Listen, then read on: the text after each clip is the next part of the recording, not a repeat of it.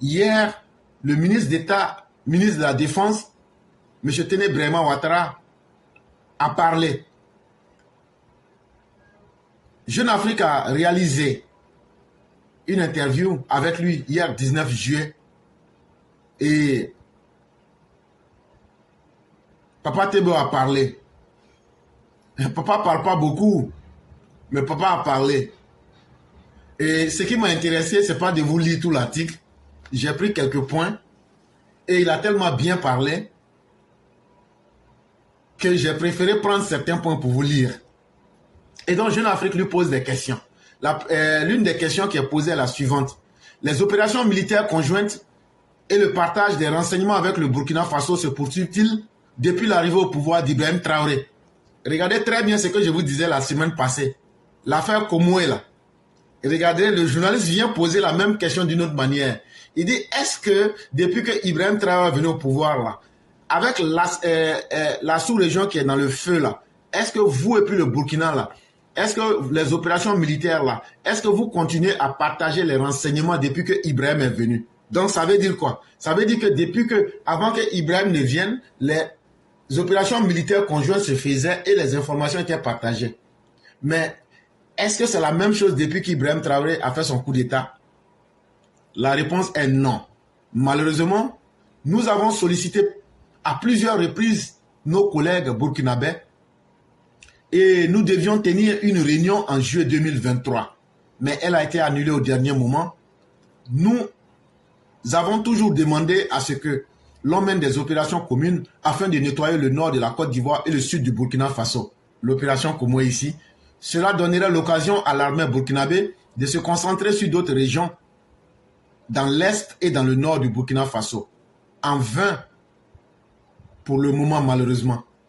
Donc ça vient expliquer tout ce que je vous disais, ce que moi je vous avais dit là. Supposez que je ne vous avais pas dit la vérité. Le ministre TBO qui ne parle pas là vient de dire la vérité. Donc là, il a coupé court. Donc aujourd'hui là, il dit, cela donnerait l'occasion à l'armée burkinabé de se concentrer sur d'autres régions dans l'est et dans le nord du Burkina Faso. Si l'opération Komoué avait continué, mais c'est les Burkinabés eux-mêmes qui disent qu'ils n'en veulent plus. Parce que leur volonté était de faire descendre les djihadistes en Côte d'Ivoire. Une autre question. Le président de la transition du Burkina a récemment accusé votre pays, la Côte d'Ivoire, d'abriter un projet de déstabilisation visant le Burkina Faso. Quelle est votre réaction? Voilà une réponse très intelligente. Rien ne justifie cela. La Côte d'Ivoire n'a jamais cherché à déstabiliser le Burkina.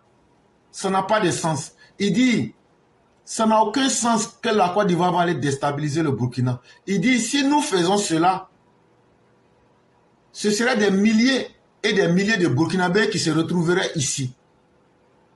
Ce sont des incompréhensions et j'espère qu'avec le temps, elles seront levées. Voilà une réponse qui répond à tout. Alassane Ouattara n'a pas le temps. Il dit, non, ça n'a jamais traversé les Ivoiriens.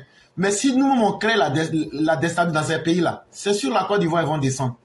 Déjà même qu'ils sont en paix, déjà même qu'ils vivent bien, leur pays de rêve, c'est la Côte d'Ivoire. Si nous, on les déstabilise là, où ils vont descendre? Si ce n'est que sur la Côte d'Ivoire. Donc, ça ne fait même pas sens. Ce n'est pas intelligent. Et donc, le ministre de la Défense ivoirien vient de donner une réponse des plus intelligentes et des plus belles. Une autre question. L'ancien président de l'Assemblée nationale, Guillaume Soro, condamné à la prison à perpétuité pour atteinte à la sûreté de l'État, serait impliqué dans des opérations de déstabilisation de la Côte d'Ivoire depuis le Burkina Faso. Que pouvez-vous nous dire de cette affaire? On dit, Soro Guillaume là, l'ancien président de l'Assemblée nationale là, on dit, il est condamné à vie. Ça veut dire toute sa vie là, si on le prend là, il sera prisonnier en Côte d'Ivoire. Parce que lui, son sport favori là, son petit déjeuner là, c'est toujours attaquer l'armée de Côte d'Ivoire, attaquer les institutions de la Côte d'Ivoire. Et en plus de cela, il a encore son nom est cité dans toutes les opérations pour déstabiliser la Côte d'Ivoire à partir du Burkina Faso. Qu'est-ce que le ministre peut dire de cette affaire-là? Le ministre répond, je ne peux pas vous en dire plus pour le moment.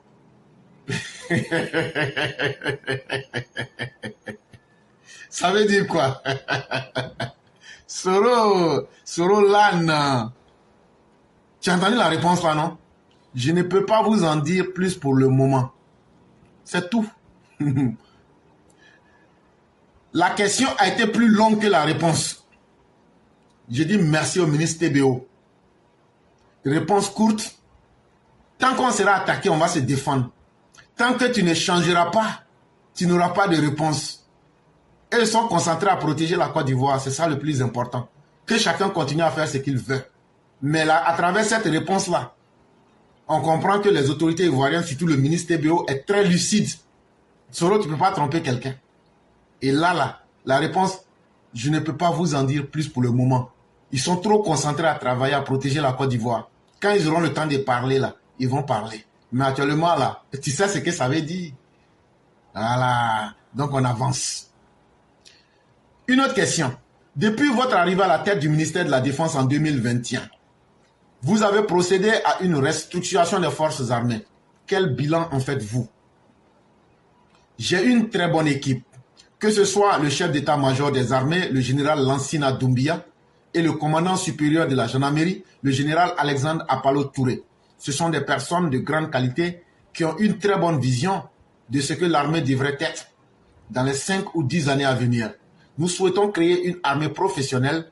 C'est important pour ne pas se retrouver dans une situation similaire à celle de certains pays confrontés à des coups d'État en raison de l'oisiveté et d'un certain nombre de lacunes dans la chaîne de commandement ou à la base. La réponse est claire et tout le monde a entendu. L'élection présidentielle se tiendra le 25 octobre 2025. Le président Alassane Ouattara n'a pas dit s'il souhaitait ou non briguer un 4e mandat. S'il ne devait pas se présenter, certains appellent à votre candidature, notamment dans votre région, le Tchologo. Qu'est-ce que cela vous inspire? On dit, le président n'a pas encore dit s'il sera candidat, mais s'il va être candidat. Il n'a pas dit ça officiellement. Mais qu'il y a des gens là, comme éclaireurs, avec beaucoup de personnes qui sont là, crier, que si le président n'est pas candidat, que c'est TBO qui est notre candidat. Et donc là, le journaliste a posé la question, que si tu n'as jamais entendu là, que éclaireur et puis son groupe se promènent pour dire ça aux gens. Que les gens du Tchologo se promènent pour dire ça aux gens. Qu'il y a beaucoup d'Ivoiriens qui disent que c'est toi qui assures notre sécurité là. Que quelqu'un qui peut protéger la vie des gens là, c'est déjà une marque de confiance.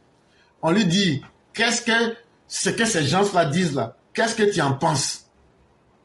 Il dit, je ne suis ni preneur ni demandeur. Il dit, c'est pas moi, je leur ai demandé de dire ça.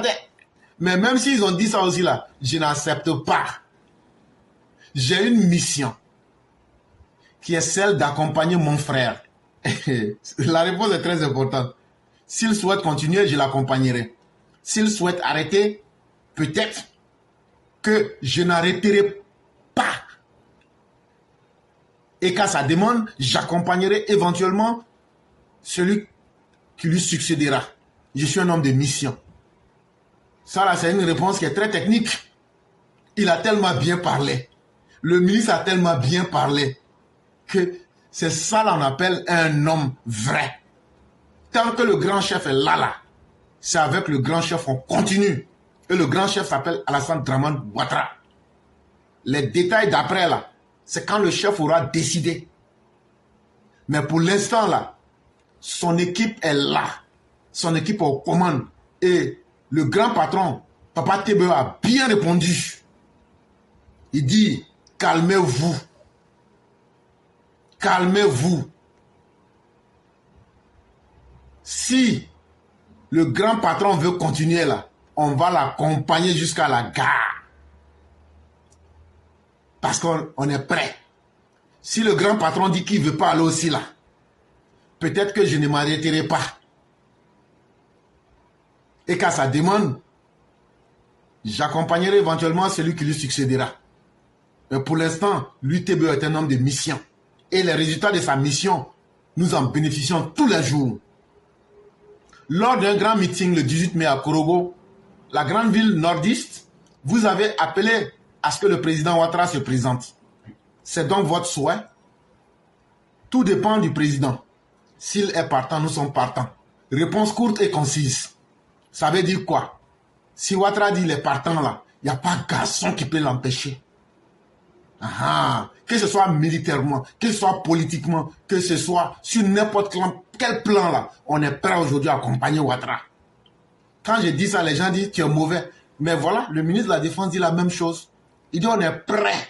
Tout dépend du président lui-même. Où il va nous conduire, on va aller avec lui là-bas. S'il est partant là, nous sommes partants. Et vous voyez, on lui pose la question au singulier. Mais lui, il répond en disant nous sommes partants.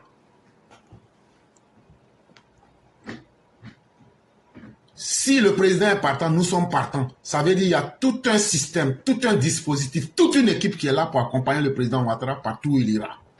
Et c'est ce que je vous dis ici tous les jours. Et pour terminer, sur le plan sécuritaire, avez-vous des inquiétudes par rapport particulier en lien avec les élections d'octobre 2025? On lui demande, mais en 2025 là-haut, est-ce qu'il n'y aura pas bang-bang? Est-ce qu'il n'y aura pas désobéissance civile? TBO dit, il n'y a aucune raison que cette élection ne se déroule pas bien. On entend dire que l'ancien président Laurent Gbagbo n'est pas sur la liste électorale et qu'il faut l'inscrire. Regardez, la réponse est très technique. On lui a posé une question qui est directe. Est-ce que vous avez des inquiétudes par rapport aux élections?